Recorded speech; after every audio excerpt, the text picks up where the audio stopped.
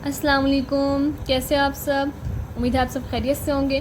चलिए जी, आज हम कर लेते हैं rectangular form of complex number. इससे प्रीवियस लेक्चर में हमने इंट्रोडक्शन किया था सारा, इनकी जो कॉम्प्लेक्स नंबर क्यों इन्वेंट हुआ, क्या हुआ, कैसे हुआ, ये सब चीज़ें हमने देख ली हैं। ठीक है, इससे प्रीवियस लेक्चर में।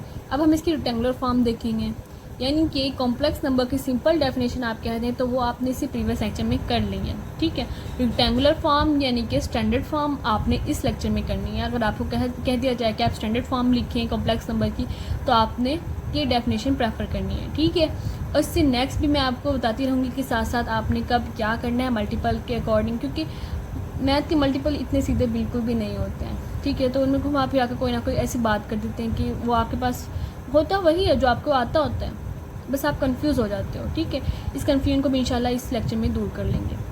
अ complex is of the form x plus iota y. आप इसे ऐसे भी लिख सकते हैं एक्स प्लस आयोटा वाई, या फिर ऐसे भी लिख सकते हैं x plus y iota. Iota पहले लिखें या बाद में लिखें, बात एक ही है। ठीक है, वो जैसे कहते हैं कान जैसे पकड़े उधर से पकड़े, बात एक ही है। Where x and y are real numbers. X and y क्या है, हमारे पास रियल नंबर्स हैं। X is called the real part, यानी कि अब आप कह दो कि जो एक्स है वो आपका क्या है, रियल पार्ट, जिसमें इमेजिनरी यूनिट नहीं लगा हुआ है साथ, तो वो इमेजिनरी पार्ट नहीं हुआ। And y is called the imaginary part of the complex number. Okay, अब हमारे पास जो वाई है वो इमेजिनरी है, जो एक्स है वो रियल पार्ट है। ठीक है, ये बात आप लोगों ने मस्ट याद रखनी है कि जो फर्स्ट एलिमेंट है वो रियल पार्ट है, सेकंड एलिमेंट जो है वो इमेजिनरी पार्ट है। ओके, अब हम आ जाते हैं, अगर आपके पास मल्टीपल आ जाए कि x आपका ज़ीरो हो जाए, x आपका ज़ीरो हो जाए, तो उस केस में आप क्या करो, तो आपने बताना है कि आपके पास कौन सा पार्ट लेफ्ट होगा या नहीं होगा। ये आप सब मल्टीपल्स आते हैं थोड़े थोड़े घुमा फिरा कर।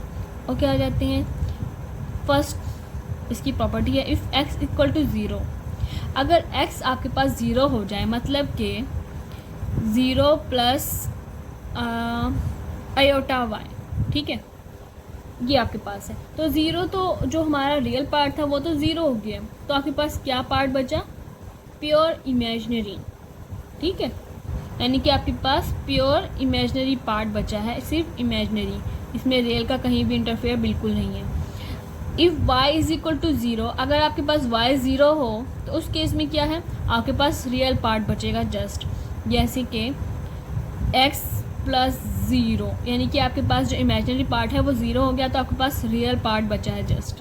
ठीक है, आप कहते हैं प्योर इमेजिनरी पार्ट कब होगा, रियल पार्ट कब होगा, तो आपके पास आंसर गिवन है इसका।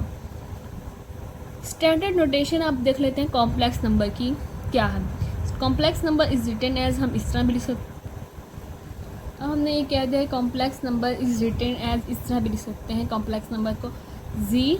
हम इसे x प्लस आयोटा वाई को एक नाम दे दिया है z का, यानी कि हम इसको नाम दे सकते थे x से भी, लेकिन x आपने यूज़ किया हुआ वेरिएबल, तो इसलिए हम x का नाम नहीं देंगे, तो हम z का यूज़ करेंगे। ठीक है, यानी कि third variable z is equal to x plus iota y, या फिर आप कह दो कि z is equal to x plus y iota. ठीक है, आप इसे ऐसे भी लिख सकते हो और ऐसे भी लिख सकते हो, जो मर्ज़ी आपका दिल करे। ओके, अब हम आ जाते हैं, आपके क्वेश्चन में यूज़ हुए हुए हैं real part, imaginary part. Real part को हम लिख सकते हैं आर ई, यानी कि फर्स्ट टू एलिमेंट्स को हमने ले लिया R E, ji set in complex number का जो हमने डिफाइन किया हुआ। रियल पार्ट क्या होता है कॉम्प्लेक्स नंबर का, एक्स, तो हमने वो यहाँ पर ऐसे लिख दिया। ठीक है, इमेजिनरी पार्ट वही बात कि हमने यहाँ पर आई एम लिया हुआ, यानी कि स्टार्ट के टू वेरिएबल्स लिए हुए, जस्ट डिनोट करने के लिए आपने डिनोट करना है कि ये इमेजिनरी पार्ट है। इमेजिनरी पार्ट ऑफ जी यानी कि कॉम्प्लेक्स नंबर का जी, और आगे इमेजिनरी पार्ट इसका क्या होगा, अयोटा वाई। अयोटा तो इमेजिनरी में आ गया, इमेजिनरी यूनिट है आपका। ठीक है, तो वाई आपका क्या है, पार्ट है, इसके साथ जो भी अटैच है वो पार्ट है आपका। ओके, अब हमारा रहता है क्वेश्चन में आपसे कुछ इस तरह से भी पूछा जाएगा, real part of 5 minus 7 iota, कोई भी एक नंबर दे दिया गया आपको, उसका बताना है कि आपने रियल पार्ट क्या है आपका। तो आपका रियल पार्ट क्या है, जिसके पास आयोटा ना हो, यानी कि जिसके पास इमेजिनरी यूनिट ना लगा हो, तो वो आपका रियल पार्ट है। तो आपका रियल पार्ट 5 माइनस 7 आयोटा में से कौन सा है, 5, तो हमने कह दिया कि रियल पार्ट इसका 5 है। इमेजिनरी पार्ट क्या है इसका, IM 5 माइनस 7 आयोटा जिसके साथ इमेजनरी यूनिट लगा हुआ है, उसे हम कह देंगे कि इमेजनरी पार्ट है। Imaginary part of 5 minus 7 iota में से 7 आयोटा यानी कि -7 यानी कि अब देखो आपने यहाँ पे -7 क्यों लिखा है, क्योंकि आपके पास जो स्टैंडर्ड नोटेशन है उसमें प्लस है दरमियान में। इसे ऐसे भी लिख सकते हैं हम 5 + -7 आयोटा, ठीक है। यानी कि माइनस जो है 7 का खुद का है, कॉम्प्लेक्स नंबर का खुद इसका नहीं है, -7 इसका खुद का है और यूनिट साथ इमेजनरी का है, तो हम कह देंगे कि -7 इस इमेजनरी पार्ट, ठीक है।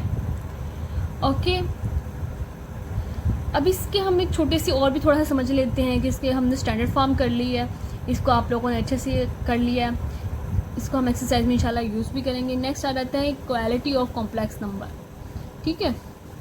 इसको भी साथ ही समझ लेते हैं, काम ख़त्म करते हैं इसका भी इसी लेक्चर में। इक्वालिटी ऑफ कॉम्प्लेक्स नंबर, अच्छा जी, इक्वालिटी क्या मतलब है इसका यहाँ पर कि आपके पास दो नंबर्स हैं कॉम्प्लेक्स, ठीक है, हम उन दोनों को इक्वल कह दें। कोई भी ऐसे रैंडमली आपके पास दो नंबर हैं, उन दोनों को हमने इक्वल कह दिया, ठीक है। फॉर एग्जाम्पल 5 माइनस 7 आयोटा आपके पास एक नंबर है Z1, ठीक है। Z2 कह देंगे आपके पास 4 माइनस 2 आयोटा है, ठीक है। अगर आप कह दें कि हम Z1 एंड Z2 इक्वल हैं दोनों, ये रफ वर्क है, ठीक है, तो आप कह दें कि 5 माइनस 7 आयोटा और 4 माइनस 2 आयोटा भी इक्वल है। 5 minus 7 iota equal to 4 minus 2 iota, ऐसी ही बात है। तो इस केस में हमने क्या करना है कि कॉम्प्लेक्स नंबर दोनों इक्वल हो गए, तो हमने क्या करना है कि जो हमारे रियल नंबर पार्ट है वो इक्वल होंगे आपस में और इमेजिनरी पार्ट दोनों आपस में इक्वल होंगे, ठीक है।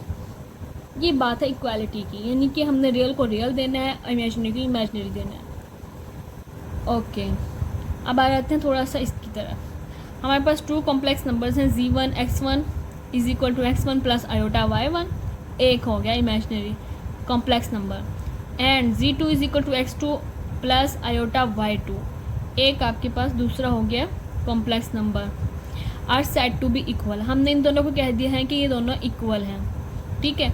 अब इन्होंने क्या कह दिया कि real part of Z1 complex number 1 का, रियल पार्ट ऑफ Z2 यानी कि कॉम्प्लेक्स नंबर ऑफ 2 का, दोनों का रियल पार्ट इक्वल है। जैसे कि हमने ये बात की 5 इज इक्वल टू 4,